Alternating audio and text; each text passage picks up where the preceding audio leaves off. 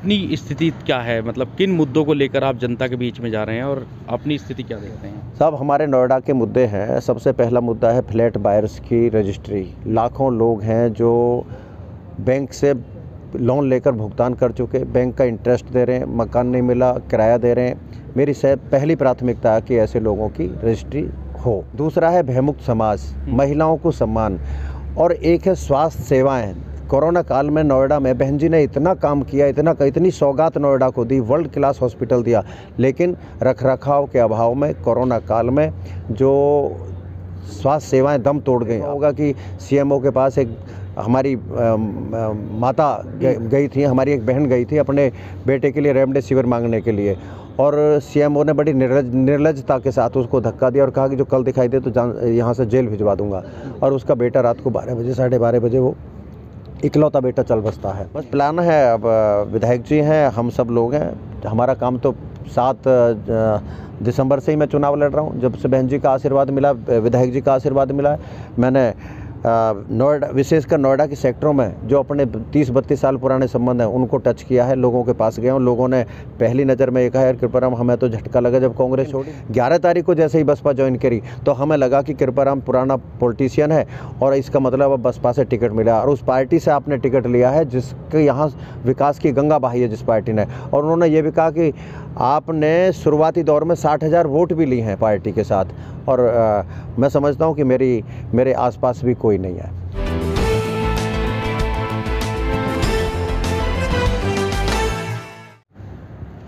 नमस्कार, मैं तेजिंदर और आप देख रहे हैं नेशन टाइम। मैं इस वक्त गौतम बुद्ध नगर कलेक्ट्रेट पर मौजूद हूं और कृपाराम शर्मा नोएडा विधानसभा सीट से बीएसपी के प्रत्याशी हैं और अपना नामांकन कर आए हैं। अभी बात उनसे पूछते हैं। पहले तो आपको बहुत बहुत बधाई। जी धन्यवाद। क्या कहेंगे, अब तो एक नामांकन हो गया है और नामांकन के बाद एक अजीब सी ऊर्जा जो है वो प्रत्याशी के अंदर आती है, तो कैसा फील कर रहे हैं? मैं सबसे पहले तो दिल की गहराइयों से बहन कुमारी मायावती जी और पूर्व विधायक सतवीर गुर्जर जी जिन्होंने मुझे टिकट दिलवाया उनको आभार व्यक्त करता हूं, और भरोसा भी दिलाता हूं बहन जी को कि जो उन्होंने विश्वास जताया है उसमें कोई कोर कसर नहीं छोड़ेंगे। और नोएडा की जनता बहुत इंतजार कर रही है और ये सीट बहन जी की झोली में डाली जाएगी। अच्छा, कुछ विश्लेषण पिछले 2 दिनों के अंदर जो तमाम देश के अच्छे और बड़े पत्रकार हैं उन्होंने किया है, और उन्होंने कहा है कि जो बहन जी की राजनीति है वो अभी जो है भले ही साइलेंट हो, लेकिन उसको समझने में कुछ लोगों को वक्त लग रहा है, लेकिन इसका रिजल्ट बहुत जल्दी आने वाला है। देखिए, पहले भी आप यदि 2017 के चुनाव पे का आकलन करें तो समाजवादी पार्टी और कांग्रेस दोनों ने मिलकर चुनाव लड़ा था। दोनों को वोट परसेंटेज 20 मिला, और बहन कुमारी मायावती जी अकेले लड़ी थी, मुस्लिम भ्रमित रहा, फिर भी 22% वोट मिले। 217 सीटों से ज़्यादा पे हम जो सेकंड रहे। और अब ये स्थिति बिल्कुल साफ है कि पश्चिम से लेकर पूर्वांचल तक बहन कुमारी मायावती जी का एक तरफा राज चलेगा। दलित, मुस्लिम का, और जो ब्राह्मण है, जो पीड़ित है, जिसको ठोको नीति के तहत 2200 से अधिक ब्राह्मणों को ठोक दिया उत्तर प्रदेश में। ब्राह्मण, दलित और मुस्लिम का ये एक गठबंधन बना है, जिस गठबंधन से कांग्रेस 60 साल देश में राज करती रही, वो उत्तर प्रदेश में बहन कुमारी मायावती जी के नेतृत्व में बना है। दलित, ब्राह्मण और मुस्लिम का गठबंधन। अच्छा, बीजेपी के तमाम नेता और खुद मुख्यमंत्री योगी आदित्यनाथ दलितों के घर जाकर खाना खा रहे हैं, तो क्या लगता है कि उनकी जो इस बात का असर पड़ेगा दलितों पर? देखिए साहब, ये दिखावा है और जनता अच्छी तरह जान चुकी है।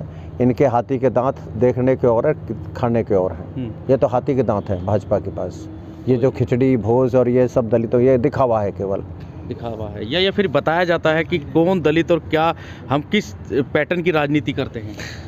देखिए, अभी पीछे यदि हम देखें 2-3 सालों में जितने दलितों का उत्पीड़न उत्तर प्रदेश में हुआ, पूरे देश में कहीं नहीं हुआ, और उसको लोग भूले नहीं हैं। भाजपा इस गलतफहमी में ना रहे कि भाई दलितों के साथ भोज करके उनको, दलितों को वो भरमा देंगे, ऐसा नहीं होने वाला। अच्छा कृपाराम शर्मा जी, हमने आपके क्षेत्र में काफ़ी बातें की लोगों से, उनसे जानना चाहा कि चुनावी माहौल क्या है, तो उन्होंने जब बात विकास मॉडल की आती है तो उनके ज़ुबान पर मायावती जी का नाम होता है, आपको क्या लगता है कि इससे बड़ा एग्जाम्पल कुछ हो सकता है नोएडा से? बिल्कुल नहीं हो सकता। देखिए ये सौभाग्य की बात है, यहाँ विधायक पूर्व विधायक खड़े हैं हमारे।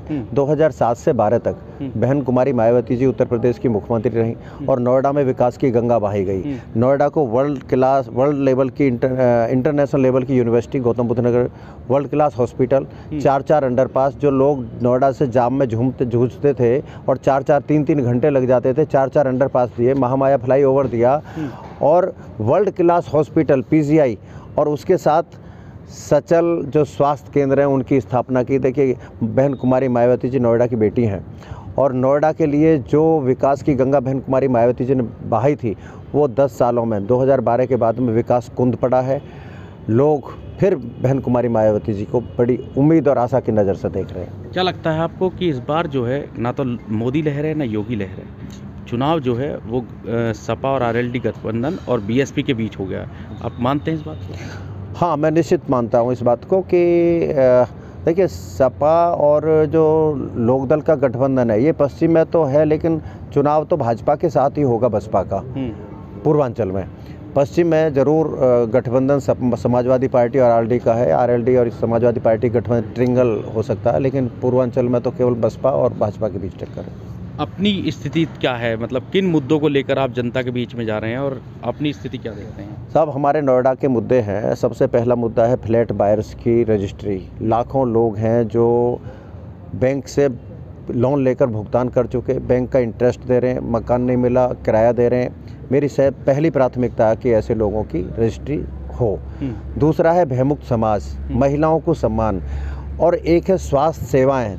कोरोना काल में नोएडा में बहन जी ने इतना काम किया, इतनी सौगात नोएडा को दी, वर्ल्ड क्लास हॉस्पिटल दिया, लेकिन रखरखाव के अभाव में कोरोना काल में जो स्वास्थ्य सेवाएं दम तोड़ गई। आपने देखा होगा कि CMO के पास एक हमारी माता गई थी, हमारी एक बहन गई थी अपने बेटे के लिए रेमडेसिविर मांगने के लिए, और CMO ने बड़ी निर्लजता के साथ उसको धक्का दिया और कहा कि जो कल दिखाई दे तो यहाँ से जेल भिजवा दूंगा। और उसका बेटा रात को 12 बजे 12:30 बजे, वो इकलौता बेटा चल बसता है। ये एक महंगी शिक्षा जो स्कूलों की फीस वो मनमानी है, उस पर तत्काल रोक लगाना मेरी प्राथमिकता होगी। और नोएडा में जो सभी जाति और धर्मों के भवन बने हुए हैं, मेरा प्रयास और मेरा ये भी एक संकल्प है कि मैं भगवान परशुराम के नाम पर एक भवन का निर्माण कराऊंगा। बीजेपी के जो वर्तमान विधायक थे वो बड़े मजबूत बैकग्राउंड से, राजनीति के मजबूत बैकग्राउंड से आते हैं। क्या लगता है कि उन्होंने भी मतलब सौतेला व्यवहार किया नोएडा की? देखिए साहब, नोएडा की उत्तर प्रदेश की 403 विधानसभाओं में एक विधानसभा दुर्भाग्य से हमारी थी जिसमें जनता विधायक क्यों चुनती है?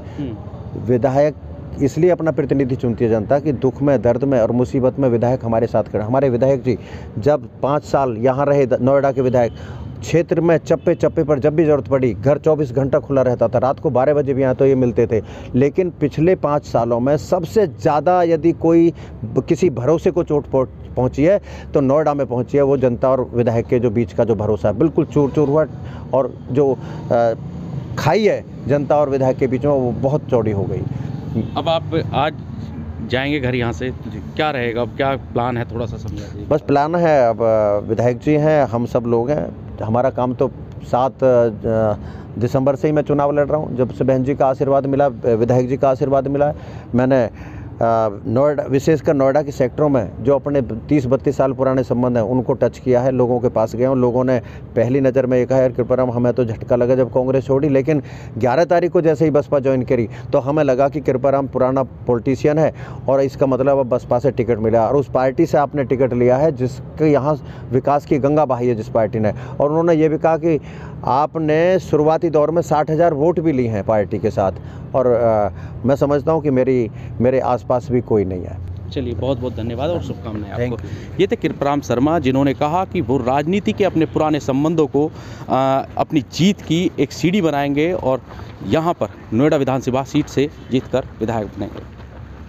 गौतम बुद्ध नगर से तेजिंदर सिंह, नेशन टाइम। इस वीडियो में कही गई सभी बातें वक्ता की अपनी राय है, जिसकी पुष्टि हम या हमारा चैनल नेशन टाइम नहीं करता।